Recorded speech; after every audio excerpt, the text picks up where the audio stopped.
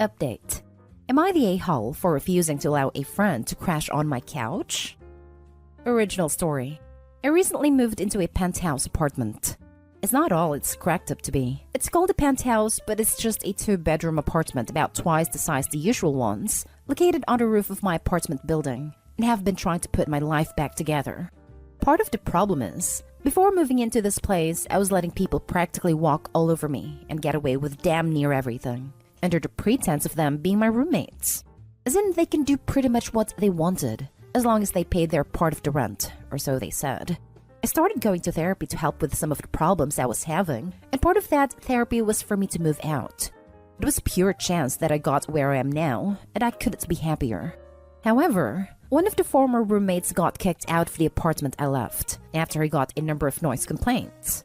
Mostly due to his own anger issues, and yelling at the top of his lung that anyone on YouTube, TV, or the news who annoyed him should be shot, or something worse.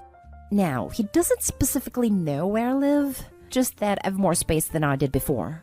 So he called me up and asked me if he could crash at my place, until he could get an apartment of his own. I said no. This was fine, until yesterday when he started calling me and saying that since I lived in a penthouse, that meant I had space, so I needed to let him stay with me. I repeated my previous no, and he called me all manner of things before hanging up. Now, through our mutual friends, I'm being told that I'm being an a-hole here. Since I do have the space to spare, it is unlikely there'd be a noise complaint since I don't have any neighbors per se. I just don't want to do something that may lead to the problems I left, but I can't help but kinda see some of their reasoning. Am I the a-hole here? And what would be a better way to explain things to people giving me crap about it? Now for the top comments before reading the update. Not an a-hole. You moved out because he was a bad roommate. He got evicted because he is a bad tenant. Just because you don't have next-door neighbors doesn't mean you don't have neighbors. You still have downstairs neighbors who won't be happy that some a-hole in the upstairs apartment is shouting at YouTube videos all day. And even if you didn't have downstairs neighbors, you literally moved out because living with him was so terrible. Why would you want to live with him again? Thank you. I really love it here. And for the first real time in years, it feels like everything is going in the right direction for once. Finally getting out of a bad living situation is a special thing. Don't let this guy ruin it for you. From the sound of things, it seems like he has plenty of other people who care about his living situation, so I'm sure one of them will take him in. Think of it this way. If you let him crash for a day, you will be stuck with him forever, and getting rid of him will be a toll in your self-help progress. Don't ruin your happiness because of someone else's choices. Not an a-hole. And any friend that calls you an a-hole, you need to say, "Alright, so why don't you take him in?" Don't bring him in, because he will never leave. Not an a-hole. Your house. You don't need to do anything. Even less now that he's called you all kinds of names and complained to all your friends about it. Why aren't your other friends offering him a place to crash? Are they aware he was kicked out for noise complaints due to anger issues? It's easy to be generous with someone else's resources. And now for the update. I took the advice presented by many in the comments and made it clear to the people calling me an a-hole for not letting my former roommate crash on my couch, that if they were so worried about him, then they should let him in. One of the mutual friends stepped in and set some rules for him, specifically that it was only temporary and that he was going to need to make a serious effort into securing housing for himself.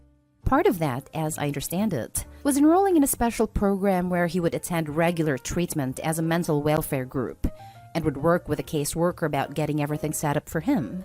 The goal of the program being to provide a special voucher if the person were making an obvious and visible effort to fix the problems that had either caused them to be homeless or on the way to becoming it.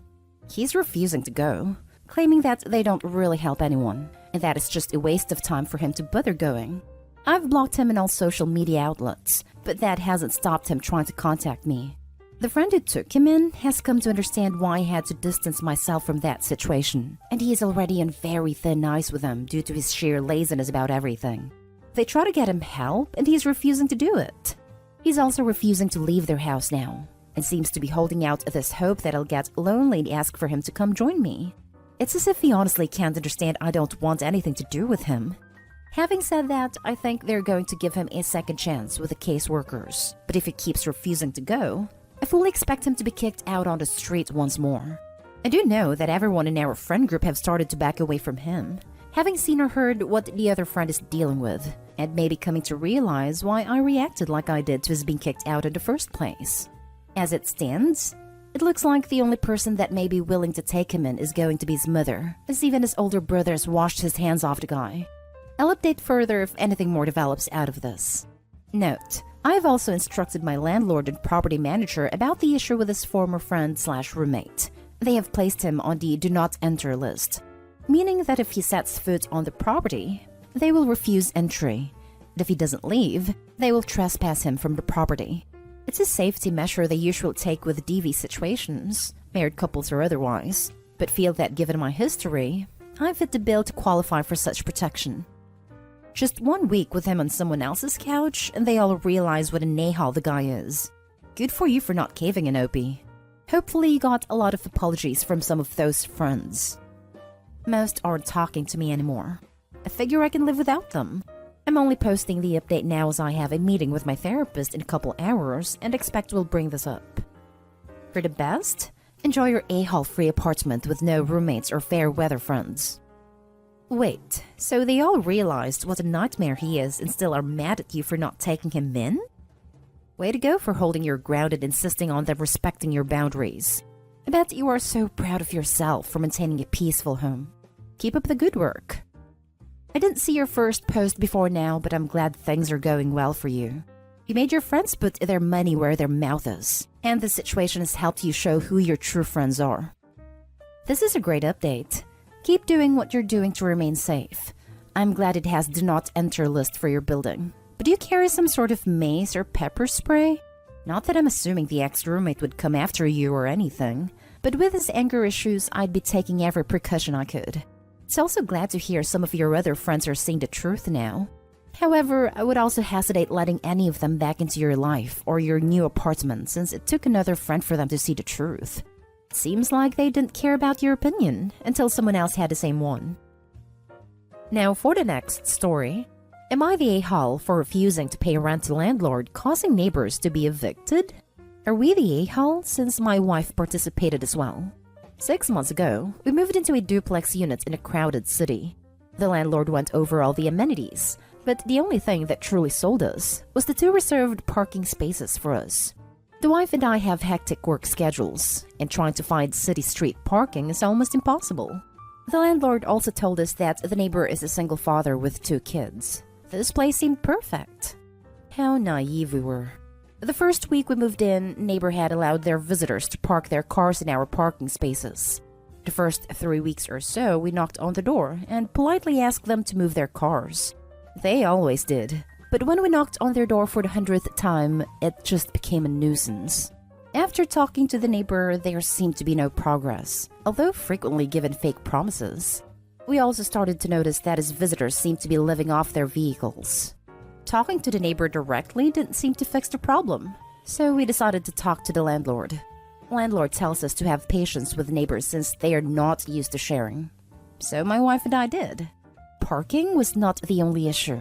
Neighbor also threw parties every day from 2 p.m. to 4 a.m. Not exaggerating. There were constantly 10+ adults fighting with music bumping through our walls. The thin wall is also how we found out that the neighbor is a dealer. It allows his clients/friends to use/live at his house, which is why they rarely slept or acted rational or left the property. 4th and 5th month came and went. Nothing had changed. Neighbor became irrational and it just made everything uncomfortable. So on the 6th month, we simply sent a text to the landlord that read, "We will not be paying rent this month until our parking situation is cleared up." The rest of the story is simply not what we imagined. The whole ordeal happened on the other side of the wall. At 10 a.m., the landlord knocks on the neighbor door and is let in. The landlord quickly realizes that his whole house is a mess. Finds substances, broken property, etc. Voices were raised, and amongst the chaos, we clearly hear the landlord say, "I only came here because the neighbors are complaining about the parking spots. You have 30 days to get out or I'll call the police." Later, landlord texted me, "Neighbor is leaving in 30 days. Of course, neighbor and all his friends are pissed. However, the wife and I did not want them to be evicted, and we were shocked. We just wanted our parking spots, but But now a family and 10 plus other people are homeless. I can't help but feel like we might have been a-holes here by refusing to pay rent. Now for the comments. Not an a-hole. But you may want to watch our backs for the coming months. I know. That's exactly what I've been thinking of. Check up on me in 3 months. Joke. Get cameras for your cars that can record through the night. I know, that's what I'm up doing right now. If you have any suggestions, I'd really appreciate it. Not an a-hole. The neighbor ignored your frequent requests to not park in your parking spots. You are paying for the spots, and they're on your lease. Your neighbor knew the risks of selling at an apartment. This doesn't necessarily mean they will be homeless. Obviously, they were able to pay rent beforehand. They just need to relocate. Turns out, the neighbor had been living here for almost 8 years. Landlord said that this tenant came with the property and just allowed him to stay since he didn't have to find someone to occupy it when he bought the units 4 years ago. Landlord also said that lately their rent has been coming late and at times short. Moving and finding a place isn't cheap, which is why I almost feel sorry for them. Also, pretty sure that none of them work as they are always home. Not an a-hole. Neighbor brought it upon himself. If you engage in blatantly illicit activity in the place you rent and you are not super discreet about it, you are bound to be evicted. If not from you, it would have been from a fight that would have broken out at this place. Some client ratting them out to the police for some reason, people passing out in the common areas of the building. The fact that you feel remorse just shows that you think about the consequences of your actions, like a decent human being. Last story is titled, Am I the a-hole for hanging out outside a lot? The neighboring family wants more privacy, but honestly they have it already, and I'm not paying them any attention. I have an apartment in a house that has been split up into apartments. The outdoor space is also split up so each apartment has a personal outdoor space. The first floor is one apartment and they have the back deck as outdoor space. The second floor is another apartment and they have a balcony, the front yard and side yard as outdoor space. I have the third floor apartment and my outdoor space is the backyard. On the right side of the house there is an alley for shared access and all of the tenants can cut through there. I was super excited to get a place with an outdoor spot of my own. My landlord also said I could build raised garden beds to garden in, as long as I keep them maintained and leave them in good shape when I moved out.